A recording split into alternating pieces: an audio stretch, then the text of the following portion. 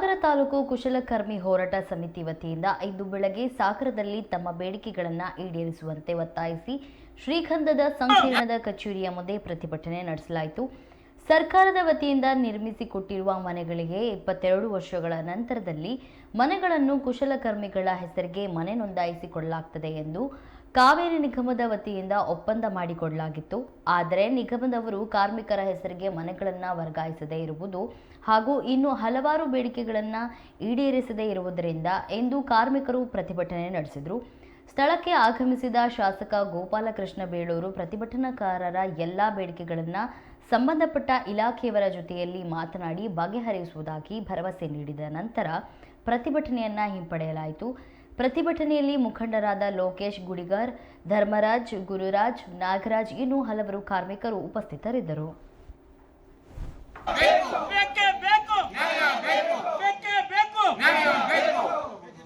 ಕುಶಲಕರ್ಮಿಗಳ ಹೋರಾಟಕ್ಕೆ ಕುಶಲಕರ್ಮಿಗಳ ಹೋರಾಟಕ್ಕೆ ಎಲ್ಲಿಯವರೆಗೆ ಹೋರಾಟ ಎಲ್ಲಿಯವರೆಗೆ ಹೋರಾಟ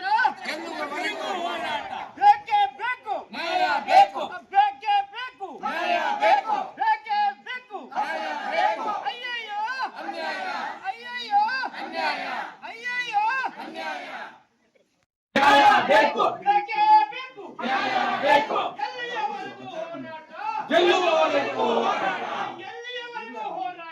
నేను ಕರೆದು ಮಾತಾಡಿದ್ದೀನಿ. ಅದು ಏನಾಗಬೇಕು ನಾವು ಖಂಡಿತ ಮಾಡ್ತೀವಿ ಮತ್ತು ಬೇರೆ ತಾಲೂಕಿಂದ ಮಾತಾಡ್ತೀನಿ. ಮಾಡಿದ್ದೀರಿ. ಆಮೇಲೆ ನಮ್ಗೆ ಬೇಕಾಗಿರೋದೇನು ಸರ್ ಇದೆ, ಈಗ ಇಳಿ ವಯಸ್ಸಿನಲ್ಲಿ ಕಣ್ ಕಾಣಲ್ಲ, ಕಾಣಲಿಲ್ಲ. ಆಮೇಲೆ ವಿಮಾ ಇತ್ತು ನಮ್ಮಲ್ಲಿ, ನಮ್ಮ ಹತ್ರ ಸ್ವಲ್ಪ ಹಣ ಕಟ್ಸ್ಕೊಡ್ತಿತ್ತು, ಬಾಕಿ ಹಣವನ್ನು ನಿಮ್ ನಿಗಮ ಕಟ್ತಾ ಇತ್ತು, ಅದು ಬಂದ್ ಮಾಡಿದ್ದಾರೆ. ಅದೊಂದು ಆಗ್ಬೇಕು. ಆಮೇಲೆ ನಮ್ಮ ಮಕ್ಕಳಿಗೆ ಎಜುಕೇಶನ್ಗೆ ವಿದ್ಯಾರ್ಥಿ ವೇತನ ಕೊಡ್ಬೇಕು.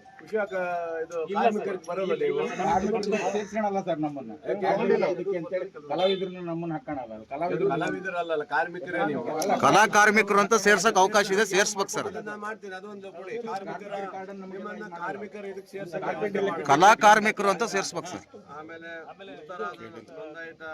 ಅವ್ರದ್ದು ಕಾರ್ಡ್ಗಳನ್ನ ಕುಟುಂಬದವರಿಗೆ ಅನುಕಂಪ ಆಧಾರ ಕಾರ್ಡ್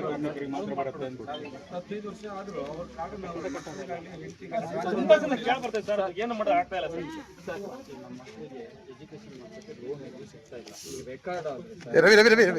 ಆಧಾರಕ್ಕೆ ಇದು ಕೊಡ್ಬೇಕಂತ ಆಗಿದೆ. ಅದು ಆಗುತ್ತೆ ಅಂತ ಹೇಳಿದ್ರು. ಬಹುಶಃ ಗೊತ್ತಿಲ್ಲ, ಅದು ಬಹುಶಃ ಹೇಳ್ತೀನಿ. FMD ಅವರ ಬನ್ನಿ ಈಗ ಆಮೇಲೆ ಕೊಡಿ, ನನಗಾಯ್ತಲ್ಲ ಅವ್ರಿಗೆ ಕೊಡಿ. ನಿಗಮದ ಅಧ್ಯಕ್ಷರ ಹತ್ರ ಮಾತಾಡಿದ್ದೀನಿ. ಅವರು ನಾನು ಬರ್ತೀನಿ ಅಂತ ಹೇಳಿದ್ದಾರೆ. MD ಅವರು ಬರ್ತೀನಿ, ಇಬ್ರು ಬರ್ತೀವಿ ಅಂತ ಹೇಳಿದ್ದಾರೆ. ಒಂದ್ ದಿವಸ ಅವ್ರಿಗೆ ಕರೆಸ್ತೀನಿ, ಇಲ್ಲೇ MD ಅವರ ನಿಗಮದ ಅಧ್ಯಕ್ಷನ ಕರೆಸ್ತೀನಿ. ಇಲ್ಲೇ ಮುಕ್ತವಾಗಿ ಮಾತಾಡಕ್ಕೆ ನಿಮ್ಗೊಂದು ಮೀಟಿಂಗ್ ಮಾಡ್ತೀನಿ, ಅದು ಮಾಡ್ಕೊಳ್ರಿ. ನಾನಂತೂ ನೋಡಿ ಮೊನ್ನೆ ನಿಮ್ಗೆ ಇಲ್ಲೆಲ್ಲ ಏನ್ ಬೇಕು ಅದನ್ನು ಕೊಟ್ಟಿದ್ದೀನಿ.